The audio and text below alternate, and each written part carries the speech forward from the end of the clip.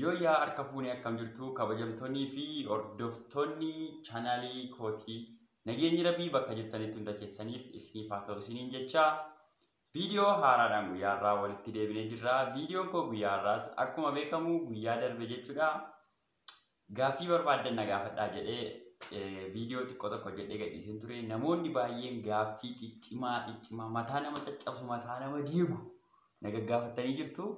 Egaa dirqama waadaa waan isiniif galeef gaaffii sana isiniin deebisa jechuudha. Amma hin dandeenye jechuudha. Garuu hundi keessaniyyuu gaaffiiwwan babbareedduu yaada babbareessan laattanii jirtu. Baay'een isin galateeffadha. Egaa osoo gara gaaffii deebii keenyaatti hin deemin fuula dura namoonni chaanaalii kootiif haaraa taatan an yaadeedha. Yaadee maaniin subscribe godhaan isiniin jedha. Like, share yaada qabdan immoo koomentii gubbaarratti nuuf barreessa. Egaa kallattumaan gara gaaffii guyyaa irraatti dabara jechuudha. Gaaffiin guyyaa irraa jechuudha. Gaaffiin nama dhuunfaa jira. Gaaffiin waliigalaa jira. Gaaffiin beekumsa waliigalaallee jira. Hundi keessaniyyuu baga na gaafattan gaaffii kana isiniin deebisa jechuudha. Jalqaba irratti kan gaaffii naaf dhiyeesse nama jaallatamaa baay'een kabajuu jaalladhu jaala kiyyaa Maark Showdha. Maark Show gaaffii na gaafatee ture jechuudha. Yeroo jalqabaaf yoom nama dhungatte jedhee na gaafatee jira Maarkii. Maark amma gaaffiin akkasii nama gaafatama amma chaanaalii irratti YouTube irratti gaaffiin bilbiltee nan gaafattu bilbila koo qabda. Maaliif asirratti mistira koo baafta? Maark hojiin kee sirriidha? Haa ta'u garuu waan fedheefu siin deebisa. Nama dhungadhee beekaa garuu.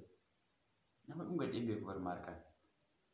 Nama dhungadhee. Armeen koo yeroo ani xiqqoo na dhungachaa turte durii yeroo isheen na dhungattu ani deebisa na dhungadhan ture. Isaan ala garuu nama dhungachuu isa kam akkati na gaafate durbadha adda baasti gaaffiin kee adda ba'aa miti. Yeroo jalqabaaf nama yoo dhungatte jette malee yoo durba yoo dhungatte chiikii yoo dhungatte naan hin jenne waan ta'eef gaaffiin kee kun adda naan baane waan fedheef iyyuu xiqqoo matuun ta'ee jiru iyyuu immoo haadha koo dhungachuu irraa jalqabeen jira jechuudha. Yoo isa ta'e siif deebiseera isa kan durbaati yoo ta'e garuu nama dhungadhee hin beeku hin dhungadhus gara fuulduraattis. Akkas jechuudha. Inni biraan gaaffii lammaffaa irratti baay'ee gaaffii kana namoota koomentii nama naannoo nama 130 wayii kan gaaffii na gaafatanii gaaffii 130 baay'een keessa irra deddeebi'anii na gaafatanii jechuun isuma namni tokko na gaafate ituun dubbisiin deebistanii namni biraas na gaafatee jira waan ta'eef walumatti qabeeti jechuudha. Gaaffii nama tokko keessaa deebii keessaan argachuu dandeessu isinii. Kanaaf yoo malumaatti daawwadhaan isin jira namoota keessaa filee gaaffiiwwan adda adda tattaanii kana qabadhee dhufee warreen maqaa keessanii gaaffii na gaafatanii deebiin keessanii hin deebiin garuu nuuf kalchaa dhiifama guddaa yeroo biraa viidiyoo biraatiin isiniif qabadhee dhufa jechuudha. Isinii fi kanaaf isinii dhiifama isiniin jedha. Namoota adda addaa keessaatii lammaffaa irratti gaaffii naaf dhiyaate Kadoo Tiyuub jedha. Kadoo Tiyuub maqaa akkuma asirra jirtan dubbisa egaa. Ati maaliif nyaata nyaachuu hin dandeessu? Fakkeenya gaafa yaasuuf beekaa waliin wal dorgommii gootan hoomaa nyaachuu hin dandeessu. Dhukkoo wayii qabdaa garaa keessaa yaadee koo jetteetti. Wayyoo gaaffii ajaa'ibaa gaaffiin haala yerooti kun gaaffii haala yerooti dhugaa rabbii. Ati maaliif nyaata nyaachuu hin dandeessu? Hin danda'u nyaata nyaachuu hin danda'a baay'ee hin danda'a nyaata nyaachuu garuu isaantu garmalee anaa waan na caalaniif waa'ee yaasuu dhiisi. Yaasuu birraa muuzii sa'aan hambise illee jechuudha. Sa'aan hambise viidiyoo irraa kunne malee isumatu nyaata jechuudha. Yaasuu irraa beekiin illee qalloo fakkaata malee gaaffiin beekii walii wal qabatu jira gara biraanii isa yeroo amma gaaffii taasisan deebisaa kan beekiin maaliif qallatee midhaan hin jedhu garuu an nyaata nyaachuu dadhabee osoo hin taane isaantu anaan na caale malee ani baay'ee nyaata nyaadhaa hin argitu miti baay'ee nyaata nyaachuu nan jaalladhallee itti guddisaa moo deema kana fuuldura kanaaf nyaata nyaachuu dadhabee osoo hin taane isaantu baay'ee waan na caalaniif akkas ta'e jechuudha. Kanadha jechuudha. Sii deebi'ee natti fakkaata. Baay'ee galatoome yaada keef gaaffii keef isin jedha. Lammaffaa irratti gaaffii beekaan maaliif akkas qallatee ayyuudhaan sa'a 24 nyaachisi jedhii galatoomii jetteettaati. Gaaffii lama na gaafatte ishee mala jechuudha. Kaadoo Tiyuubii gaaffii kana kan na gaafate dhugaa itti dawwaleen itti siima amma ayyeetti beekiin maaliif akkas qallatee sa'aatii 24 nyaata nyaachisi jedhee namni koomentii barreessee yaada siif dhiyeesseera waan ta'eef jedhee dhiyeessaaf jechuudha. Baay'ee galatu baay'een si jaalladha. Kaadoo tiyuub naa jiraadhu maamilummaan keenya irraa hin fagaatin isin jedha. Gaaffii kee beekaa biraan kallattumaan siif gaa jechuudha. Thank you baay'ee galatoomii. Gaaffii inni itti aanu jechuudha. Ayyaantuu mucaa kakuu jedha. Yaada kun gaaffii miti yaada lanatti fakkaata akka yaadaatti garuu akka gaaffiittis akka yaadaattis si deebisuu yaada. Jabaadhu gaafa ayyuu piraankii wajjin gootanii jabaadhu gaafa ayyuuf beekii waliin piraankii gootan yuutuubii kee irrattis fe'adhu akka namni baay'een si hordofuuf jetteetta. Oh my god, amazing! Yaada ajaa'ibaati kun. Baay'ee galatoomii like yaada kee like sii godheera. Haa ta'u rakkoon qabu nuti hin hojjennee karoora qabannee jirra wantoota tokko tokkotu nu biyyattii jiru malee akka tette kanatti tarataraa chaanaalii gamaa gamanaa fe'aa akka namni nu hordofu gochuuf deemaa jirra. Baay'ee galatoomii. Ayyaantuu mucaa kakuu eebbifamii baay'ee waaqa isee eebbisuun siin jedha. Inni itti aanu gaaffii kan na gaafatte durba natti fakkaata. Raamatee Wallaggaa jedha. Raamatee Wallaggaa baga nagaan dhuftee carraa kana nuuf kennuu keetiif galatoomi. Sagaleen kee immoo ol kaasii dubbadhu. Gaaffiin kiyya jedhe sagaleen koo xiqqoodha fakkaata. Baay'ee dhiifama. Iqirtaa. Sorry. Sagalee koo itti dabalee dheedhee yaada guyyaarraa gaaffii gurguddaa ja'a na gaafattee jirtaati. Ja'ansaa akka armaan gadiiti. Gaaffiin kees ati eessatti dhalattee eessatti guddattee ammoo eessa jirtaa jedha. Gaaffii kana namoota baay'ee naannoo nama 5 na gaafate. 5 keessaniyyuu iddoo tokkotti asii deebisuu yaalaati na dhaggeeffadhaa dara. Gaaffii 5 namoonni 5 deebisuurra asuma kanarraati kan nama tokkorraa yoo dhaggeeffattan gaarii natti fakkaata. Ati eessatti dhalatte kan jedhu Wallagga Lixaa Najjoo Yaakkoo Alaltuu iddoo jedhamtu tan dhaladhe jechuudha. Eessatti guddattee ammoo eessa jirtaa kan jedhu kanan itti guddadhe achuma Najjoottidha. Najjootti guddadhe kutaa 12tti Najjootti guddadhe achi booddee gara yuunivarsiitii Hawaasaa deemee achi deebi'ee baradhee fixee dhufee immoo eessa jiraachaa jirtaa? Finfinneen jiraachaa jira. Barnoota fixee immoo hojiirra jira jechuudha. Kanadha jechuudha gabaabumatti. Lammaffaan hojiin kee maalidha? Hojiin koo an kaameraamaaniidha. Kaameraamaanii ta'een hojjechaa jira ammaa fi gara fuulduraatti immoo waan biraa isuma kaameraamaanii hojjedha. Eshi gara fuulduraatti eessa jiraachuu feetaa jedha. Gara fuulduraatti Hawaasaa baay'ee nan jaalladha. Sababni isaa Hawaasaa waggaa 4 keessa jiraadheera. Yeroo barnoota ture jechuudha. Hawaasa tun jiraadhanii tola. Hawaasa irra immoo Finfinnee Oromiyaa jiraachuun immoo hedduun itti tola jechuudha. Kanaaf Finfinnee fi Hawaasa keessaa iddoo haalli naam jette jiraachuun fedha jechuudha. Lamaan keessaa iddoo tokko keessattuu Finfinneetu ta'e baay'ee natti tola. Adaamaan gaariidha jedhu garuu xiqqoo waan bulluquuf natti hin tolu Adaamaanii. Kanaaf Finfinneetu jiraadhee natti tola jechuudha. Arfaffaa irratti jaalallee qabdaa jedha. What is jaalallee? Jaalallee qabdaa. Yoo hin qabdu ta'e maaliif didde intala ishee beekaan lakkoofsa ishee siif kenne? Maal isheen ikkoo jaalala miti hundaa'uun baga na gaafatte gaaffii kana. Carraa kanaan dhugaa dubbachuuf yoo ta'e baay'ee galatoomi gaaffii akkasii na gaafachuu keetiif. Sababi isaa intalli sun jechuudha intalli beekeen bilbila konaa kenne suni na qoruuf yookaan namatu gaafadhu jedhee naan jette malee na jaallattee miti jechuudha. Baay'ee itti gaddeera intala sanatti jechuudha. Gadheedha intalli sun. Gadhee beektu gadhee. Maaliif naan jedha baay'ee na aarsite osoo akka carraa jechuudhaan nama salphaa ta'eera ta'eefi akkas jedhennoo jettee namatti na himachuudhaaf jettee angaruu jechuun keessa koo beekaa waan ta'eef nan dide bakka nan dide achii booda anoo namatu gaafadhu naan jedhe malee noo jaalalleen qabaa kanan wajjin guddadhe minaan jettee gadheedha viidiyoo kana inni yoo argite baay'ee gadheedha sitti hima. Kanaaf jechuudha ani jaalallee hin qabu gara gaaffii keessatti deebi'e baay'ee waan na aarseef dhiifama guddaa jaalallee hin qabu gara fuulduraatti garuu nan qabaadha 5-6 tokko iyyuu qabaadha baay'ee natti tola hin qabu jechuudha lumaa galatti mudannoo kee tokko nuuf himiidha mudannoo hin qabu mudannoo mooramma kana baay'ee nama kofalchiisee nama gantini godhu hin qabu mudannoo hin qabu jechuudha.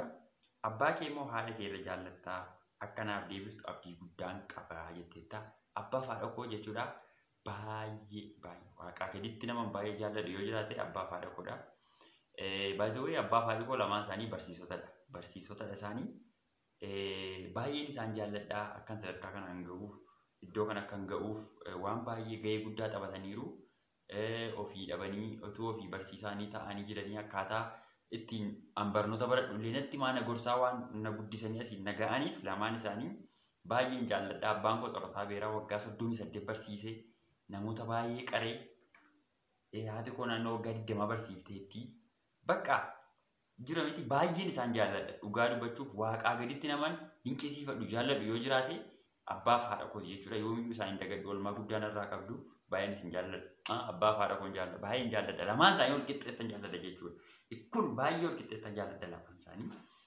Dabalee olaanaa Margituu Mokonnoon barsiisaa dabalee olaanaa barsiistuu Margituu Mokonnoon baay'een isin jaalladha jedha itti naa'imaa abbaaf haadha kooti jechuudha isaanii. Kan jechuudha gaaffiin kee Raamatee Wallaggaa si deebi'ee yaada keef gaaffii keef baay'ee galatoomi isin jaalladha. Obboleettii koo jechuudha. Don't forget. Ishi Neeyimaan Alii jedha maqaa yoo dogoggora dhiifama guddaa. Dhugaan hedduun isin hordofaa baay'een isin jaalladha. Anaa olitti rabbi isin haa jaallatu. Ani gaaffiin koo ati yeroo kaameraa dura dhuftu moo yeroo hundumaa qaanofta? Waan qaanoftu natti fakkaate waan hundaatu jabaadhu jetteetta. Inti annan qaanaa'i. In qaana'u baran jechuun hin saalfadhu illee. Garuu jira miti gaafa haasoftu moo akka haasaan kee bareeduuf akka haasaan kee nama biratti fudhatama qabaatuuf yoon xiqqoo ishee jedhe malee ani hin sodaadhu jechuun kaameraa hojiin koo kaameraa waan ta'eef kaameraa waan sodaadhu hin qabu. Indaa'uun namni kaameraa dura dhufee yeroo inni xiqqoo jechuu barbaadu ittiin hima yoo akkas jette gaariidha jedheen itti hima waan ta'eef ani hin sodaadhu. Xiqqoo garuu yoo waan sodaadhu fakkaate hin sodaadhu jechuudhaan kaameraa dura yoo dhufe akkan hin sodaanne naaf bartanan barbaada hin sodaadhu jechuudha. Galatoomi gaaffii keetiif namni haalii seenaa beekaa jedhaa seenaa beekaa gaaffii naa gaafattee taatillee baga nagaan dhuftee lammii koo ati eessadhaa amboo koo natti fakkaata obboleessaa jetteetti. Deebiseera inni Wallagga kan ta'e amboo miti Wallagga jechuudhaani. Galatoomi garuu yaada keetiif amboo kosheette garuu xiqqoo natti tolle Oromiyaa koo jettee natti tola ture. Haa ta'u immoo ariifiidha yaada kee baay'ee galatoomi garuu namni biyya isaa jaallachuun dirqama isaati. Burtee Oroogeerledha. Nagaa waaqayyoo siif haa baay'atu. Gaaffiin koo eessatti dhalattee amma hoo eessa jiraachaa jirta? Obboloota meeqa qabdaa? Ati warra keef meeqaffaadhaa? Akkanaaf deebiftu abdiin qabaa naaf jiraadhu kennaa koo jettetta. Okay, iddoon itti dhaladhe iddoon itti jiraadhu si deebi'ee yaada gaaffii isa kanarra adda ta'e kanan deebisu. Ati obbolaa meeqa qabda kan jedhu obbolaa 6 qabaa.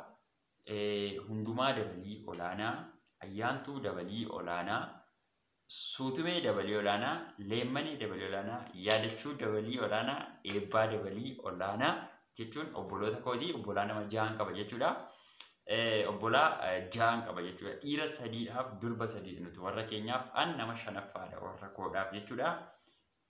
Nama 6 qabaa hundumaa jechuun barsiisaa landisii baay'ee waan nama gara indee waan isinitti abbaa faadhi koo barsiisota jedheera. Obbolaan kun namni 2 illee barsiisotadha. Leemmanee dabalii hundumaa dabaliitti dabalatee barsiisotadha jechuudha.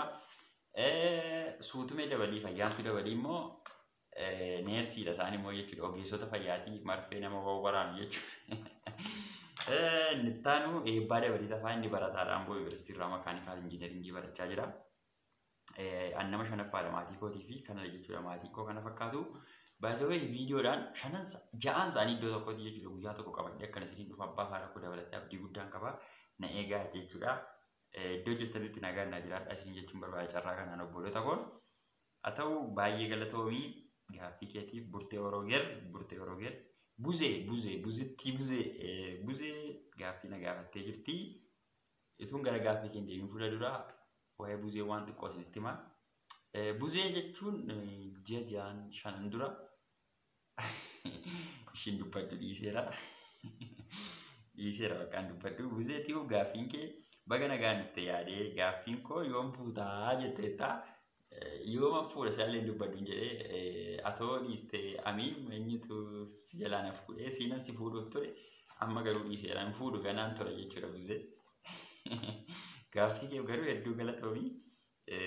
sin jaalladhaa dhugaa. Ayi buzee bara rakkina wajjin dabarreerra naafati. Bara sana jechuudha. Yaadattati bara sana wajjin dabarreerra. Gaaffii keef hedduu galatoomii buzitti dhiyootti nan fuudha garuu ganaa waggaa 5 as hin arganne garuu barbaadaan jira. Nan fuudha garuu fuudhuun koo nafu 2-3 nan fuudha yaada. Gannati jiidha gannati ji jechuun gannati ji jannati ji jedha garuu gannati ji waan jennutti fakkaata. Gaaffiin kee wayyoo sin jaalladhaa sin jette sana mucayyoo sin jaalladha sin jette sana maaliif diddee gaaffiin koo akkanaaf deebiftu abdiin qabaa jette. Indii mucayyoo sana wajjin mari'attanii dhuftanii sin qoy nama meeqa gaaffii kana na gaafate. Nama jaalalaaf taatutti walumaa galatti hin tallisu jechuun tokko biyya Arabaa teessee biyya hambaa teessee hojii kun jijjiira jettee by the way akkaataa isheetti na gaafatte sagalee rikardi goote na ergite WhatsAppiidhaan akka nama sirriimte nama jaallatee yaadee akkaataa isheetti haasoftu argitanii misira nama bakkee baasuutu hin ta'u malee tuun isinitti argisiise baay'ee natti tola. Garuu jechuudha dhugaa dubbachuuf intalli kun walumaa galatti gadheedha bakka amma sirra deebi'ee hin jira hin taatu bakka walumaa galatti na qoruuf achuun anmaal inni akkoo bakka just for example jaalallee qabaatte masheen fakkeenyaaf anis dhiiruma akka jaalallee isheetii xiqqoo anan na qoruu maal la barbaachise maal ishee barbaachise kanaafan ishee dide isheen sirrii miti dammoo isheen anarra guddoo natti fakkaatti gaafan ishee ilaalu moor dhiirri immoo yoo durba isaa ishee gadi fuudhee gaarii natti fakkaata. Walumaa galatti intalli suni hin taatu kanaafan dideen isiniin jedha. Warri irra deebitanii waa'ee gaaffii kana na gaafattan itti dhiyeessanii tola. Sababi isaa isheen jaallatte na bira dhufnee namatti ishee erge mee nama akkasii dhaqee naa gaafadhu minaan jetteetti natti fakkaata. Harki beekaa keessa inni bu'aan kana keessa beekaatiyu beekaa shoo nan shakka beektu gaafan ta'ee yaadu bilbila koo utuu nan gaafatiin kennee gaafan ta'ee yaadu maal natti fakkaata seetan. Akkisa shira kana keessa jira beekii shoo wal gaafa nanaafati garuu beekii shoo waliin dhiifnu waan fedheefiyyuu gaaffiiwwan dhibbaa meeqa keessa gaaffiiwwan ani filee isiniif dhiyeessee gaaffii kana ture hunda isaa dhiyeessuudhaaf yeroo tun ga'u ammayyuu xiqqoo dheerateera baay'een isin galateeffadha. Amma xumuraatti waan nafaana taatanii na daawwattaniif hedduu galatoomaan isiniin jedha. An yaadeedha yaadee maan dhugaa dubbachuuf viidiyoo irraa akka itti bashannantan shakkii tokko qabu yaada keessan jiru na gaafattaniittu hundi keessaniyyuu warreen gaaffii keessan isiniin deebisin hafee dhiifama guddaan isin gaafadha hanqina yeroof jecha tokkommoo gaaffiin baay'ee waan wal fakkaatuufan walumaa gala moor warra deebi'uu qaban waa'ee koo laallatanii deebi'uu kan qaban deebisuu yaaleera jedhee yaada.